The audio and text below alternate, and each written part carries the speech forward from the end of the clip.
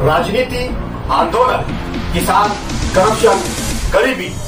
इन सभी मुद्दों पर आवाज उठाएगा अब तक न्यूज इंडिया। सत्ता के आगे जब भी सवाल कमजोर पड़ने लग जाए तो सवाल उठाने पड़ते हैं।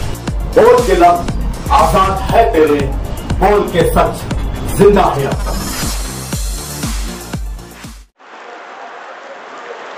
डॉक्टर नौशीन, फिरदौस अकील शेख और शेख अकील शेख अलीउद्दीन, ये दोनों ने आज KR पाटिल साहब के कोर्ट में बेल एप्लीकेशन नंबर 882/2025 दायर किया था, जिसमें आरोपियों के वकील ने कोर्ट में ऐसी पैरवी की कि जो आरोपी क्रमांक 1 शेख मोहम्मद यूसुफ मोहम्मद इलियास जो है, उन्होंने अपने PCR के दरमियान में डॉक्टर नौशीन, उनके शौहर और उनके देवर नदीमुद्दीन अलीउद्दीन यानी नदीम फिटर का नाम लिया। और उसी के साथ साथ उन्होंने ऐसी पैरवी की कि मोहम्मद यूसुफ मोहम्मद इलियास ने ये मामले में अपना बर्डन, अपने ऊपर के एलिगेशंस नौशीन और उनके हस्बैंड पे शिफ्ट करने के लिए और उनके देवर पे शिफ्ट करने के लिए जानबूझकर ये एलिगेशंस लगाए। उसी के साथ साथ उन्होंने कोर्ट में ये भी कहा कि ये FIR दायर होने में कम से कम 8 महीने का डिले नज़र आता है। इतने अरसे तक FIR दाखिल न होने का रीज़न क्या, और जो पीड़िता है और जो डॉक्टर नौशीन है उनका दूर दूर तक कोई रिलेशन नहीं है। उसी के साथ साथ 3 केस लॉज भी उन्होंने कोर्ट में पेश किए और लगभग उन्होंने आधा घंटा कोर्ट में बहस करते हुए आरोपी क्रमांक 2 और 3 की पैरवी की। हमने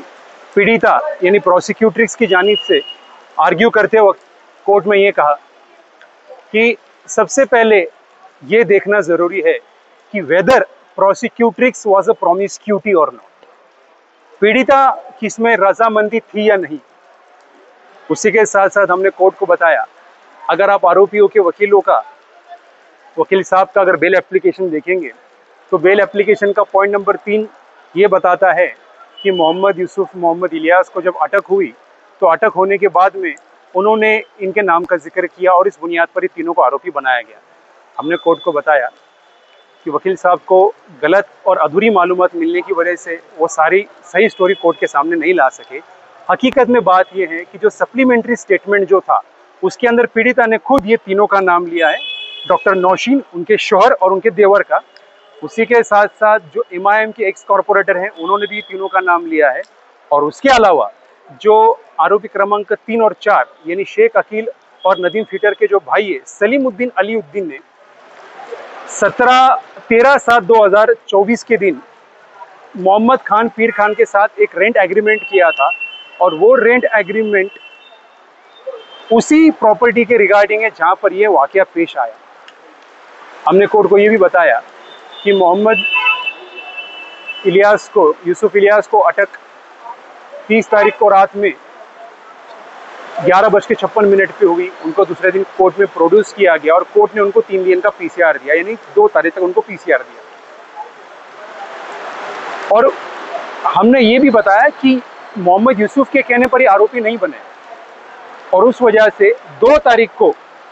जब स्टेटमेंट दिया गया पीड़िता की जानिब से और एक्स कारपोरेटर की जानिब से, तो 2 तारीख को शाम में 6:31 पर जो डॉक्टर नौशीन उनके शौहर को अटक किया गया और आरोपी क्रमांक 4 यानी नदीम फिटर को भी उसमें आरोपी बनाया गया।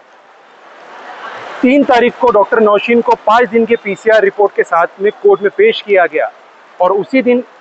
मोहम्मद यूसुफ मोहम्मद इलियास का जो है वो MCR रिपोर्ट पेश किया गया।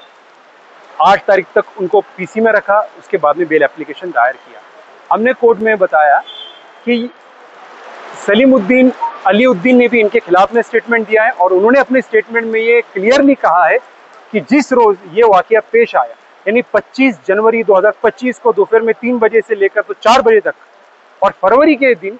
3 बजे से लेकर 4 बजे तक ये जो वाकया पेश आया, उस वक्त डॉक्टर नौशीन इनसे घर की चाबी लेकर गई थी और उस बारे में उनको कोई भी इल्म नहीं था और उसका इल्म जो है उनको ये वाकया ये FIR दाखिल होने के बाद में हुआ। हमने फिर कोर्ट से ये भी कहा कि 164 का स्टेटमेंट जब कोर्ट पढ़ेगा तो कोर्ट को सारी चीज़ें क्लियर हो जाएगी। और जो 3 केस लॉ आरोपियों के वकील ने दाखिल किए थे, हमने कोर्ट को बताया पहला केस लॉ जो एनडीपीएस के बुनियाद पर है, मैंने कहा कुछ गलतफहमी शायद से इनकी हुई है, ये मामला पॉक्सो का एनडीपीएस का नहीं, तो ये जो जजमेंट की कॉपी है ये इसमें एप्लीकेबल होती नहीं है। दूसरा ये था केस लॉ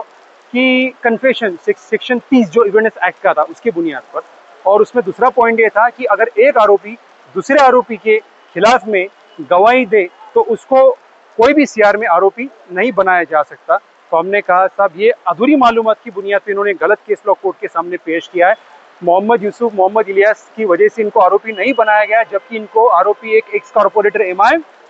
उसके बाद में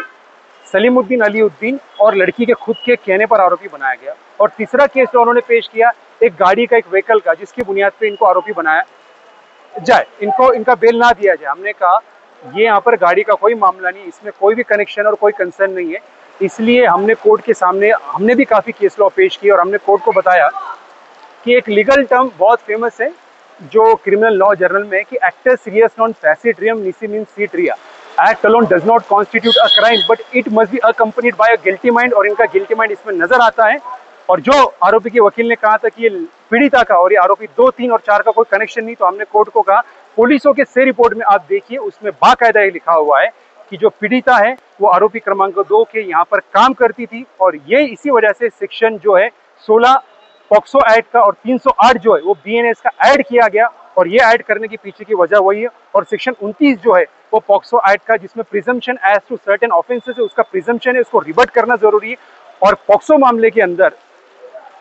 यहाँ पर आरोपी को खुद प्रूव करना पड़ता है कि गुनाह उसने नहीं किया।